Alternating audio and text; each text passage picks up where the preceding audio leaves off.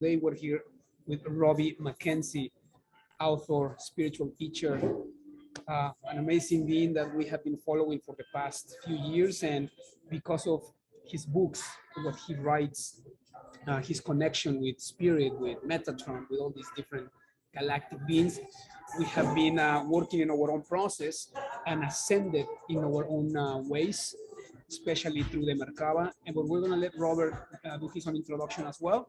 So Robert, Robbie, thank you for Welcome, being here. Robbie. Welcome. Thank you for asking me. It's a pleasure, an absolute pleasure. Like I say, I was very excited to hear that you'd opened your merkabah with a Clarion Call. You know, because that's my mission basically, or the mission that I've been given is to, most people don't understand or even realize that they've got a merkabah. So, you know, that it's about raising awareness and helping people to activate their heart center, you know. So, yeah, I am blessed to be here. Thank you for asking me. Yeah. Thank you for joining us. And we understand, of course, as an author, can you tell us just a little bit, you know, it's been such an inspiration reading the first book we ever read of you was Metatron. This is the Clarion Call. And you stress a lot on diet. And in all your books, it seems like that's like a magic word on diet. We have a series of questions and we're gonna go through each one of them. But I just wanted to let the viewers know beforehand the importance of what diet means in our process of evolution, in our process of ascension and illumination, and how powerful to keep it so light for us helps and catapults this process of ascension. Yeah, it magnifies it. It really does, and I think we're kind of programmed into probably more heavy eating through you know, the world is through advertising and trying to make money and trying to sell stuff. It's like feed you, you know. So we're used to like 3 meals a day and snacks and this and that, and then, you know, we get bigger and bigger and more unhealthy. And when you take a tumble to yourself and say, wait a minute, if I eat lighter, I feel better. You know, I feel more uplifted. I feel more transformed. And it's not just about what you like eating heavy that makes you heavy. It's about as you start to become more aware of your spiritual self, and you start to honor what it is you're putting in your vessel, because your vessel is pure, it's divine. And when you're taking in light food, and when you're drinking lots of water, and you're honoring your vessel and not filling it full of rubbish, you're opening your divine channel more and more, you know. And it's easier to exercise, and you have more energy. And, you know, Hippocrates said, let food be thy medicine and let medicine be thy food, you know. And when you are honoring your vessel with pure food, you become more healthy, you know. You open your channels to a lighter self, you know, and it heals everything. It makes you feel more blessed as well. It helps with your sleeping. It helps with your mood. It helps you balance all your sugars. It helps with everything, you know. And my guides, like the books that you've read, are channeled. So I've only written one book. I've channeled 4 books. I've Metatron, this is the Clarion Call. Metatron, this is the Healing Book, and the Galactic Council books 1 and 2 were purely channeled. So I am a trance medium, and when I go into trance, I hear a phrase repeated over and over, and then I let it repeat, and I repeat it, and then sometimes I can still be talking for like an hour, and I record all of this, and I transcribe it, and that's what the books are. So when I learned how to do this, and they told me that I was going to be channeling these books, they insisted that I fasted. I had to fast for 20 days before they would give me one word. And the importance of diet, the importance of what affects your energy, you know, whether it's changing your vibration or changing your mood, or, you know, taking in chemicals or taking in harmful things or too much sugar or too much stuff that weighs you down, when you fast, you're free from all that, you know. And I became free from all that. And then the Clarion Call, you know, in opening my merkabah, my life has changed completely, you know. So it is powerful, it is important, it is one of the most important things, because it affects your mood, it affects your body, it affects your health, it affects your mind, it affects everything. So yeah, it is important. And it's not saying you have to do this or you have to do that in a dogmatic way. It's just an intuitive thing. You know, you just feel lighter. You feel more at peace and at one with yourself when you're honoring what you take into your body. Yeah, that's the way I look at it. So I don't say, you know, you have to do this or you have to do that. As you awaken to the process, as you awaken to your heart center, it becomes more and more intuitive. And it's just like, well, maybe I won't have that. Maybe I'll have something lighter. Maybe I'll have a glass of water, you know, maybe I'll have some vegetables. Maybe I'll have something that honors my vessel. Yeah. So that's the way I look at it, you know, not in a kind of dogmatic way, but yeah. Robbie, in your process, how long have you been in this process consciously since you decided to become an open channel? Can you tell us a little bit about that? Well, I've always kind of had a connection to spirit. My grandfather was a minister, so I was brought up in the church. You know, it's like the traditional kind of Christian church. I kind of, you know, always had that around me in the Bible and all of this different stuff. But I never really consciously opened up until I had a year of difficult things happening. I was a lecturer. I used to teach drama, and I lost my job. I split up with my ex-wife. I moved in with my mum and dad, and my mum got cancer, and then she got double cancer.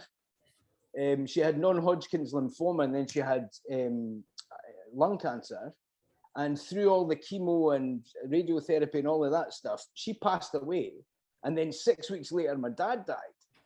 So I was like, you know, it's like, you don't think to yourself, like, what is my life about? What, you know, you question your reality. And at that time, I started in a spiritualist church, in a circle to meditate and to understand spiritually what this was all about. And very soon I was on my feet doing what they call philosophy, which is trance mediumship, very quickly. And that was about 20 years ago. And well, the rest has been spiritual, you know. So and through these channelings, they told me I was going to channel 2 books by Metatron. I was going to channel books by the Galactic Council, and I had to prepare to make that happen, you know. So it's just been kind of following the path of understanding what trance mediumship meant, and that we can all connect to the divine in this way when we are earnest and sincere in prayer and meditation, you know. And that's the understanding from my guides, is that, like, I'm not special, you know. I'm not better than anybody else. I'm just the same, and we can all tap into this. And that's what's beautiful about the merkabah, because it's not a dogma, it's not a doctrine, it's not a religion, it's not a set of, you know, things that you're bad, or you're going to hell, or you're doing this or you're doing that. It's saying you're divine, and this is a mechanism to help you access that. So that was my understanding. That's how I came to it, you know. So hard, difficult, heartbreak, you know, and bereavement of, you know, loved ones, but ultimately it led to a deeper understanding and connection, and you know, probably connected more to my parents now than I was when they were alive. Exactly. No, absolutely. I mean, and that was going to be the next question, actually. You know, your struggles and how, because of those challenges, you were catapulted to the understanding today and to your path. since you already mentioned the passing of your mother and your father, so can you or do you remember any other challenges if people haven't experienced those transitions in their lives with their parents?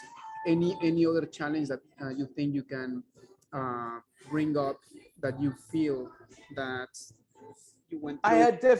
had the difficult, like early on in my childhood, I had some forms of abuse that happened as a child that were quite. I talk about this actually in Twin Flames, Merkabahs and More, actually, right? So this is the only book that I've written. I wrote this from my perspective. So this is my story. So and from the beginning, because my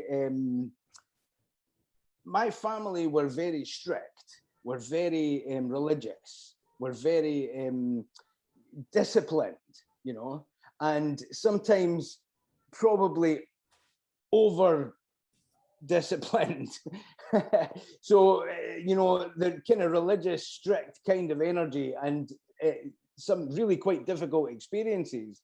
In my seminal experiences, I think most starseeds and light workers have that kind of difficult beginning, and they have, to overcome abuses and to overcome violence and to overcome, kind of hard things that kind of don't make any sense to as a child, and especially as a starseed, because I think we're here to help open the hearts of humanity.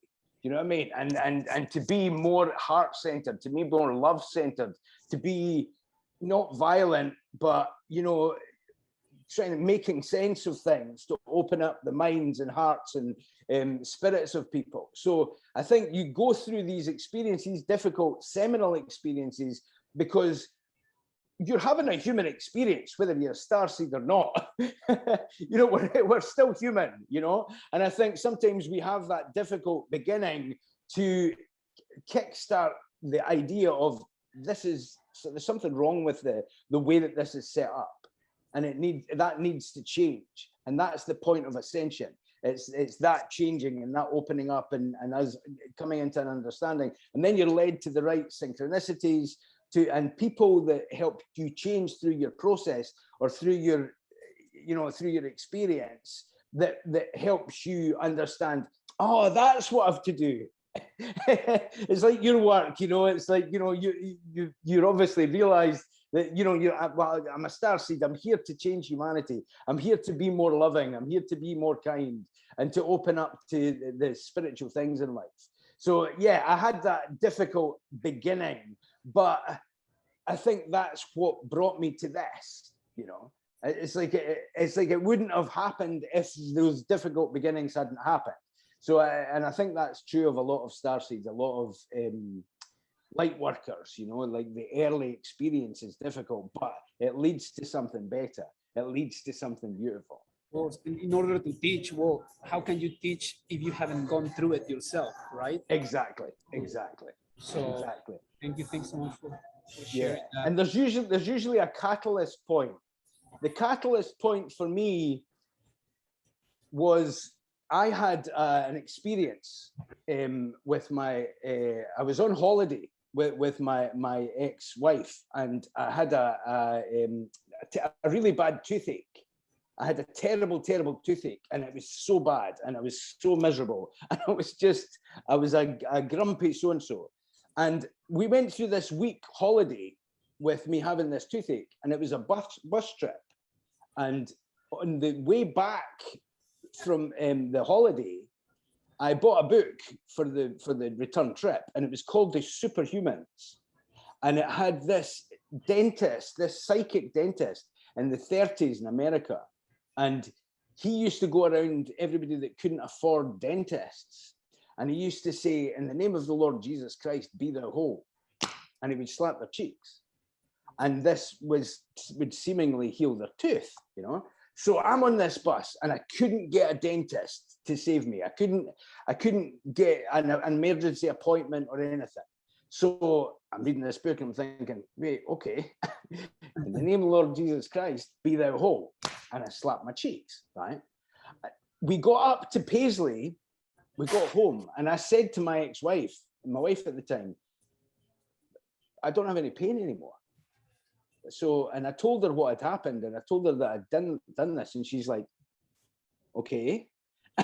She said, well, keep the appointment, because I had an appointment on the Tuesday after we came back. And she said, you know, you might have got a bit of food stuck in it, or, you know what I mean, something to relieve the pressure or the pain. So I kept the appointment with the dentist, and the dentist said, it's been heavily filled. He said, I don't know what it's been filled with, but it's a really good job. And that was the only dentist, it was the only dentist that I had had for several years previously. So I was like, oh, what?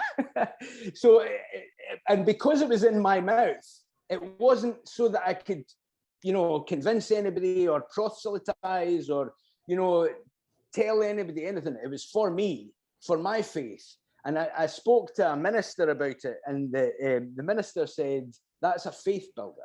That was for you so that you would have a physical experience of healing that you couldn't deny because the evidence was in your mouth. Do you know what I mean? So, and it was that point. I must have been about, I think I was 27, 28, and I had this experience, and it took several years for it to sink in, I think, really.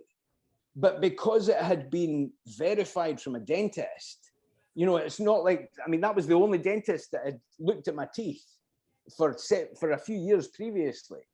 So it's not like it was just my imagination. I had it confirmed. And that was a turning point for me, that everything seemed to just start changing and shifting because I was looking at things from a different perspective. Do you know what I mean? And it was like, it wasn't like, because sometimes I think you look at these televangelists or these healers and you think, you know, are they just looking for donations? Is that really happening? But then when you have an experience yourself, and that's why, personally, I don't proselytize. I don't tell anybody what reality is, because you have to experience that for yourself. That's what the books are for, because it has to be a personal experience with the divine. It has to be a personal experience. That's the value to me of opening your merkabah, because it's direct. It's not through a priest. It's not through a minister. It's not through a healer. It's not through anybody else. It's your divine connection. And we're all divine. Everybody's divine. We're all having a divine experience. And it's like, since you mentioned your merkabah, before I forget, you in your book, Metatron, this is the Clarion Call, you talk about opening your merkabah. What does that mean? What does opening your merkabah mean in simple? So to me, the merkabah is a mechanism that when you fully concentrate on this in meditation and prayer and with love, and you follow the different steps, there's many different meditations. My book's one of them. There's lots of different people who have different ways of this, but basically it is a structure. It's like the Star of David. It's like a three-dimensional Star of David. And when you focus on this shape, this sacred geometry, when you focus on this with love, with breath, with pure intentions, with the pure focus for the divine to show you the way, and you follow these steps, it brings you into a place of unconditional love, and you have the experience of oneness. You have the experience of your divine self, of the same, and you recognize your divine self is the same divine self as everybody else. There is no separation. This is just an illusion, and this way to open it, it doesn't have there's no dogma, there's no doctrine, there's just a process of recognizing that it's a real thing, and that mechanism brings you into unconditional love. And it's hard to explain, really. And because it's so beautiful, it stops you being, it's like you drop the worries that are manufactured. You drop the worries that are not needed. You know, you come more into your pure self, your soul self. So it's, to me, it is the way once, and that symbol is in all, it's like all ancient traditions. You find that shape in all ancient traditions. And once you've opened it, like I say, this has to be experiential. That's why I'm not here to start a religion. I'm here to make people aware of their merkabah. And then once they are aware of it and once they've activated it, they're free. You know, it's like it frees you from the constraints of your lower self. It frees you of your constraints of everything that has held you back in your psyche and mentally, emotionally, physically, spiritually. It brings you into a place of freedom because in that heart opening, in that unconditional love, you seeing your divine self, it puts you on the path that you're meant to be, of your greatest joy, of your greatest fun, of your greatest creativity, and it opens up all the centers, so you're working at maximum of what you can achieve, of what you're able to do. You know, it takes away the limitations that your ego or your psyche or your lower self can put on you, or all of the negative stuff from the egos of your ancestors.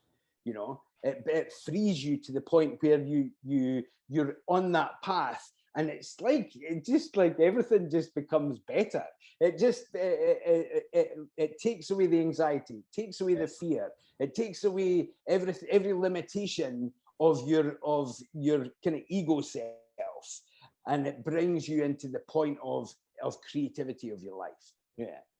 It's exciting. I could talk about the merkabah all day. Of course, and there are some terms that we especially didn't quite get from your book.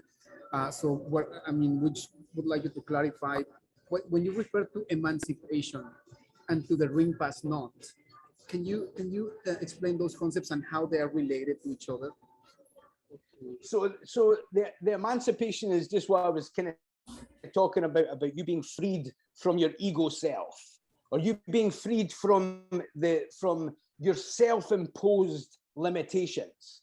You know, it's like not believing that you're good enough, not believing that you're good looking enough, not believing that you're whatever it is enough, not believing that you're worthy, not believing that you're good enough to be in society or to achieve your goals or to achieve your abundance. That's the emancipation from that. Plus, it's like an emancipation from old fear-based concepts. That fear has a place. You know, if there's a lion in the room, be scared and jump out the window. Fear has a place. But most of what we fear is irrational. Most of what we fear is self-imposed or imposed by our family or imposed by our constructs or our religion, or, you know, keep you down. And emancipation is when you realize, I am a limitless being. I am powerful. I am able to create with my third eye. I am able to visualize something and make it happen and be happy and be in joy, be in fun, be in passion, be in excitement. That's emancipation, because it's only in that point when you're living limitlessness, when you're living fearlessness, that you create the best things, and you inspire not only yourself, but you inspire others. And the ring pass knot is, according to Metatron, the ring pass knot is a point. It's like a valve. It's like a valve, right? Okay. Like when the water goes through a valve and it can't come back. It's like a valve. It's like a valve in your consciousness that until you're ready to fully open your merkabah, until you're ready to emancipate yourself, until you're ready to really face yourself and be honest about who you are and what you're facing and being your authentic self, you won't be able to pass the ring pass knot. So it stops you from being in a place where you can access spiritual powers that you're not ready for, or that you're not ready to experience. You know what I mean? Something like it. it's very overwhelming. People force their kundalini, people force their energy open, and then suddenly they've got all this spiritual power, immense energy, and then their ego self is not ready for it. So they have like a psychosis, or they have a mental illness, or they have a depression, or they have they can't handle the power of it. So the ring pass knot is a point that stops you. It's like stabilizers on a bike. You know, when you're riding your bike and you've got your stabilizers on, when you're learning how to ride a bike, and you've got your stabilizers on because you don't have the balance yet, you would fall off, but you still get the fun of riding the bike. When you're ready to open your merkabah fully, when you're ready to embrace your heart energy, when you're ready to really open up your love and your light and your power, that's when the divine, the higher self, your higher self says, you're ready to open your merkabah, you're ready to feel this love, you're ready to feel this power, and your stabilizers come off, you open your merkabah, you feel the oneness, you feel the joy, you feel the power, you feel the mission of it, and you're riding your bike, and suddenly it's like, oh, you're not holding on to the back of the bike anymore. You know, I'm riding. You know, that's kind of what it's like. That's the way that I'm told by Metatron. It's a valve in your consciousness. It's something. It's to protect you. It's to protect you when you're earnest in your practice, when you're earnest in your spirituality. When you're ready, you will pass the ring pass knot, and you won't look back. You just, you know, it's a new level. It's a new level of understanding. It's a new level of you growing into your power, growing into your higher self, growing into your inspirational self, you know, and it's like that can be quite daunting, you know, sometimes for people to face themselves, for people to kind of face their issues or face, you know, what traumas they've got, or, you know, whatever it is that's holding you back from being your authentic self. It's for your own good. And then once you pass that, then there's no looking back. Okay. So the next question I want to ask, is there any specific way that you, for you to connect, for you to channel, whether it's Metatron, the Galactic Council, any high vibrational frequencies, is there a methodology behind it? Well, I learned how to channel over several years of being in a church circle. So it went from initially when I was channeling, or I was channeling less, I was channeling more like humans and people that had, you know, gone over the other side. And there was a certain point where I thought, well, that's not really going to help anybody, because that's just somebody else's opinion that I'm channeling. And it got to me where I made some prayers that were about me only channeling things and people and energies and angels that are higher than me, or that are you know, going to be beneficial to humanity or to my journey, that are pure. Now, my tradition is Christianity. So me personally, my seminal programming is Christianity. So with me, I always go through Jesus, right? My energy is, you know, if it can't stand up to the test of Jesus, it can't stand up to the test for me. So it's the Christ energy.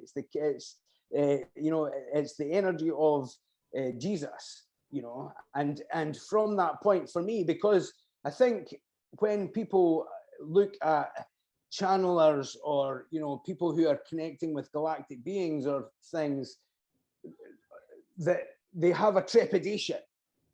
And this is another thing that I talk about in the Twin Flames Merkabahs and more. I had a point where I was going to be channeling the Merkabah, Metatron, this is the Clarion Call. And I had a kind of cognitive dissonance. I had a point of, you know, is this my ego self was saying, what am I doing? Am I channeling a demon? You know, is this a terrible, what is going on here? Is this really pure? And my seminal programming, I fell to my knees and I prayed to Jesus. And I just said, look, if this is wrong, if this is bad, if this is going to mislead one person, I don't want anything to do with it. I don't want to mislead anybody. I want this to be pure. And at that moment, I opened the book, I opened the Bible, and the Bible said, test it through the Lord Jesus Christ. And I did all the traditional prayers of Jesus. And at that point, I was given an epiphany. I was given the energy of Jesus, that was the energy of the Christ, that was saying, this is pure, this is righteous, this is right for humanity. You're not misleading anybody. And from that point, everything unfolded and the Clarion Call happened. And that was like 10 years ago, just over 10 years ago. And I had to fast. I fasted for 20 days before they would give me one word. And then it was 79 days altogether that I fasted. But it was the old prayers of my childhood. It was Jesus. It was the Bible. It was my grandfather, who was a minister, who, basically, if it can't stand up to Jesus, it won't stand up to anything. So that was my seminal programming. And through that, the Clarion Call was born. Through that, the Healing Book was born. Through that, the Galactic Council books were born. So that's my process. And I know everybody else. I mean, if you would be doing the same if you were brought up as a Hindu, you would be going through Krishna. You would be going, because that's your seminal programming. If you were a Buddhist, if you were brought up in a Buddhist family or whatever your tradition is, it would be the same. But so that was mine. That was my energy was that. So the Metatron, the Clarion Call, and the Healing Book came out of that. So my process, for me personally, to get into the channeling state, I always do the Lord's Prayer. I always do, the kind of traditional prayers of my childhood. And then I go into the kind of spiritualist part of the meditation and spinning my merkabah and doing the steps that are in the Clarion Call, that were given in the Clarion Call, basically, to open my merkabah. So yeah, prayer, earnest, honest prayer, and meditation, focusing on the merkabah, focusing on the spinning parts of the merkabah, and using unconditional love and breath. And I mean, the most important thing to me is earnestness. It's you opening up in honesty with the divine, with your higher self. That's the most effective thing. And when you are in that place, the divine just has your back. You just open up. You just know that miracles exist. Things happen that are beyond your rational mind. And that's the process that I use. I go through Jesus. I go through my traditional family prayers. And that's where I feel confident. That's where I feel supported. That's where I feel loved. And that's where I get that power from, because that's that's me feeling like as if I'm in that center place. You have to be honest to yourself. And like when I first opened up, because it's kind of different than the traditional Christianity. It's different terms, like light working. It's different terms. It's different ways of talking, than the traditional kind of things in my childhood. But it's not that different. It's about earnestness, honesty, purity within your heart, so that you're doing the right thing. Yeah. So that's my process. Mm-hmm. And since we are mentioning the twin flame concept, and you said that you wrote that book before or after the Clarion Call? After, that's my last book. That's my latest book. That's my latest book. So the Clarion Call I wrote, that's the first one that I channeled. So I had to channel that 79 days of fasting, and yeah, that was 2010 I channeled it, 2011 I released it, and then came the Healing Book. So the Healing Book is very short book. It's a workbook. It's only 50 odd pages, but it is downloads and upgrades. It's points of meditation, and you sit in meditation and you feel the downloads and the upgrades happening. It's actually really powerful. It's only 50 odd pages, but it's like a workbook. You know, you could do like a workshop with this book. If you do that over like a weekend or like a week's retreat or something, you can do that with the healing book. And then I channeled the Galactic Council books. Is it book one that you've read? Yeah. That one. Yes. Well, we read Metatron, the Clarion Call, and the Galactic Council. Only right. So we haven't read volume 2. We still need to get volume 2. Yes. So volume 2 includes there's a 21-day fast process for activating your pineal gland, activating the divine nectar. You know, it activates the circuit within you to have the divine nectar. So it's another blissful experience. You know, it's like it brings you in a real deep place of bliss. But there's a bit of a process with it, you know. So yeah, it's quite a powerful thing. But this has channelings from all four books. But that's my life story, basically.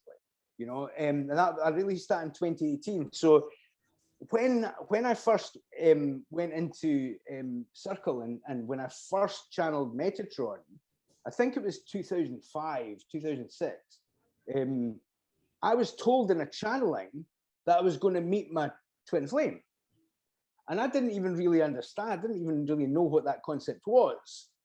And I was told that she would come to Scotland and that when that happened, I would then go off and, you know, we would help enlighten the world as to what this means and what a divine relationship is and what the divine tantra is, what the divine connection of you connecting souls and connecting hearts. So that was 2005, but she never came until like 10 years later, you know.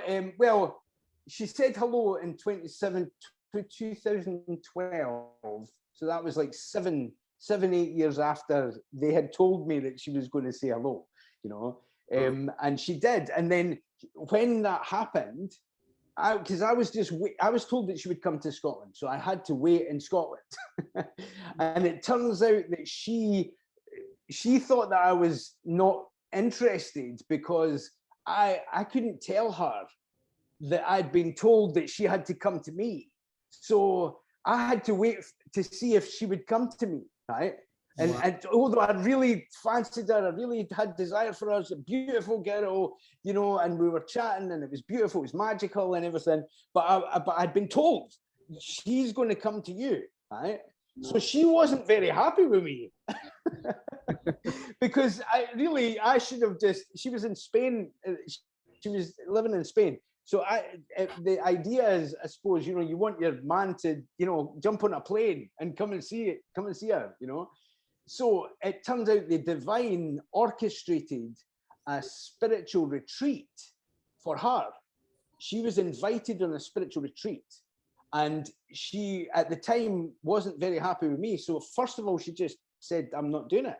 I don't want to do it. And she got the retreat paid for her. She got a ticket delivered to her door for her to come to Scotland. All expenses paid and not organized by me. I didn't organize it. The divine organized it. And then she came to Scotland and we met. And from that, well, the rest is history. And I just packed up and moved to Spain. And then we moved to Hungary and we went to Malta and we went all around the Europe, you know, the continent. And we're in Scotland just now. But yeah, so that's chronicled in Twin Flames, Merkabahs and more. And it is, and I think because we as a species, we're romantic. We love, you know, we love to love. So what a beautiful way to bring spirituality to people, the idea of their twin flame, because it says in the Clarion Call that once you open your merkabah, you'll happen. It will be orchestrated that you'll meet your twin flame. What a great motivation. You know, like the divine is so clever, you know. Yeah. But when you say that it was until after 7 years after you received that message, I mean, obviously they weren't giving you a date, right? Of when she was going to come into your life. And obviously, since time and space is an illusion, It could have been in at any given point, right? In time. Yes. So, but how does one know if we have passed the ring pass not? That indicator, like today, how would I know if I have passed the ring pass not? And know that the Merkabah is open and that I can attract that? Well, when you have the experience of your opening Merkabah and you feel the unconditional love, that's you have it. You wouldn't have that experience if you hadn't passed the ring pass not. Okay. I was gonna say, so you think at the time that you received the message about your twin flame, she didn't happen until 7 years after because you had not passed the ring pass not? No. It wasn't because I hadn't passed the ring pass not. I think every journey is unique, right? So just because you pass the ring pass not, it doesn't mean suddenly you're Jesus. It doesn't mean suddenly you're perfect. It just means you've accessed the point within yourself and you've had the experience of oneness. You know, it doesn't mean that you don't have lessons to learn. It doesn't mean that you don't still have a path to tread or that you've still got things to work out within yourself. It's just a point where you kind of know for certain the divine's real. You can access the divine. The divine has your back. And the path before you is about you opening up more and more. So even though I opened my Merkabah in the year that my mum and dad passed away. Was when I opened my Merkabah, right? So that was 2003, right? So but I still had to discipline myself. I still had to channel the Clarion Call. I still had things on my own plan that I had to do before it would even have benefited me to meet my twin flame. Do you know what I mean? Sometimes it's you're not ready, or you're not accomplished enough, or you're not, in the place where you're going to be able to benefit from that relationship. You know what I mean? So sometimes it's almost like you have to. It's not just everything's suddenly rosy because I opened my Merkabah, but it does mean that you're able to deal with things more. You're more resilient. You're more upbeat. You're more expansive in your ability to create the reality that you want to have. And that's so. It's not just like everything's suddenly perfect. I've opened my Merkabah. There you go. There's my palace. There's my girl. There's my marriage. There's my career. You still have to work through reality. You still have to work through, building your own self, your own self-esteem, your own power, your own, recognizing what you're here for others as well. It becomes easier. It becomes more. It just becomes easier. It becomes more of a flow of life moving forward towards that meeting. And that's why I wrote this. That's why I wrote this, because I think people read the Clarion Call and they think that I'm perfect, and I'm not perfect.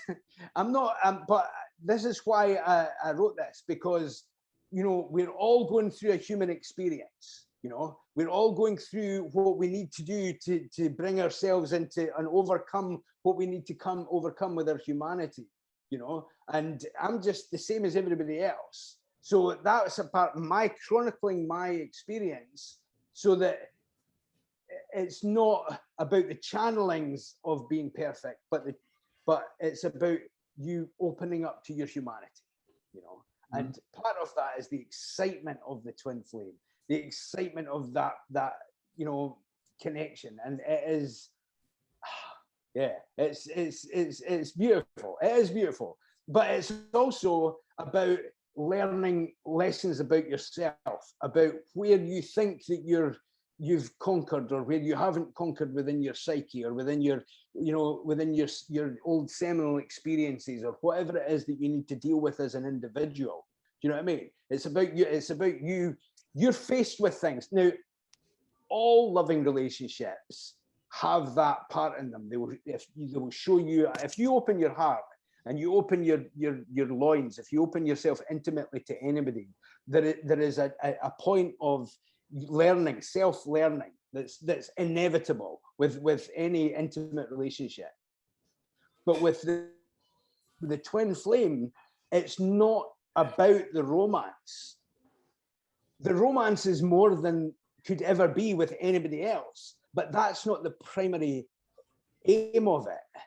The primary aim of it is to bring you into the deeper point of your mastery, the deeper point of yourself, what you need to conquer within yourself to fulfill your divine mission or path, or how you are going to be in the place where you are more open-hearted than you ever were before, and there are certain things that we think we've conquered, and then, well, I didn't conquer that. And you're faced with it again because it's more intense. Your heart is open to a deeper level. That's what it is. It's your heart being open to a deeper level. But what I would say is, with the twin flame as well, even though I had opened my merkabah, and I can open my merkabah in meditation, and I can be in that place of joy, it's easier when you connect with your twin flame, because it's that heart resonance is like 1,000 times any other lover.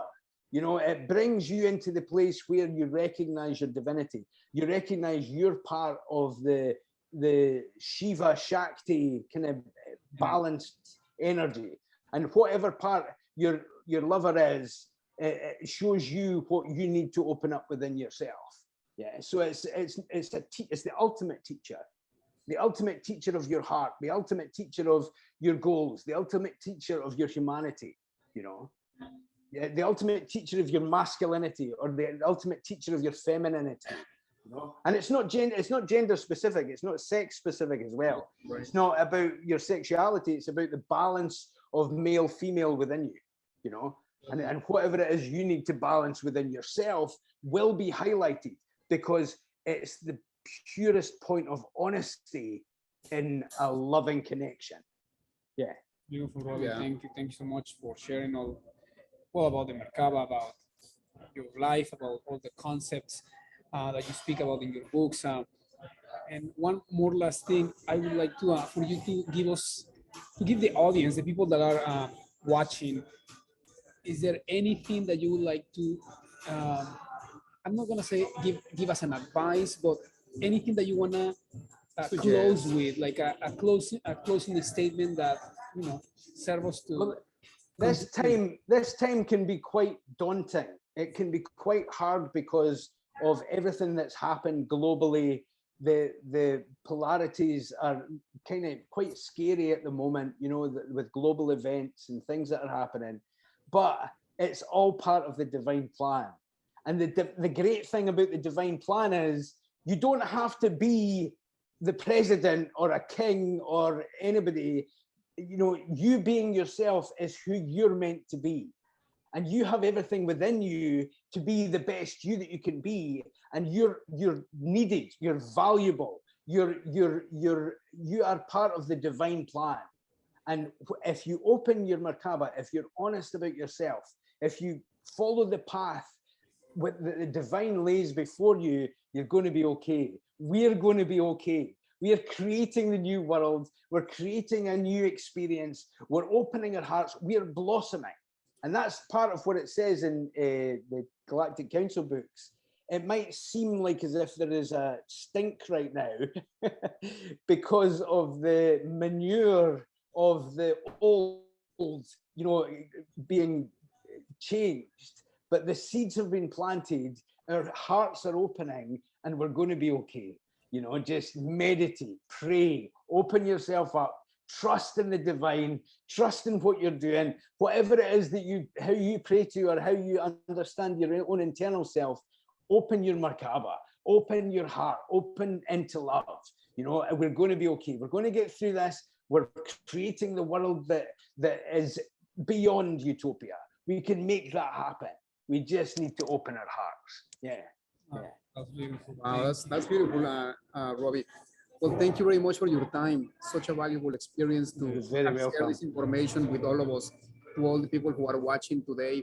And today could be next week or in 10 years. It doesn't matter. It's still today for those who are watching right now. Exactly. And please, if you have the chance, of course, read Robbie's books. Are amazing. They did change, and they serve as as a catapult to yeah, just take us to our next level of evolution in many ways, and actually in every way, physically, mentally, spiritually, emotionally, because they're full of wisdom. And I do believe that this higher aspect of you, just like the Twin Flame book, the Clarion Call and the Galactic Council Volume 1 and 2, are still channeled by this amazing aspect of you that is also called Metatron. And we are so connected to that energy. And every time we do our work, our energy work, we connect to that powerful divine source, which is Metatron. And well, thank you very much, because it's been also a dream of ours to meet you, and if not in person, but at least through this channel, through this beautiful media.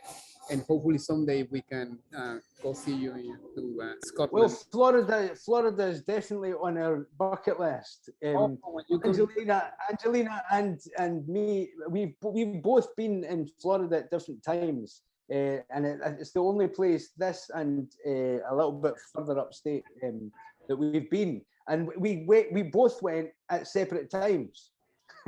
That's another twin flame thing, you know. It's like she came to Florida and I came to Florida years apart, but that was the place that we went to in America. So, yeah. So you're very welcome, the both of you. I look forward to it, and we'll give you a big hug when we get there. Yeah? Absolutely. Thank you, Robbie. Again, Robbie. Such a pleasure. Thank you.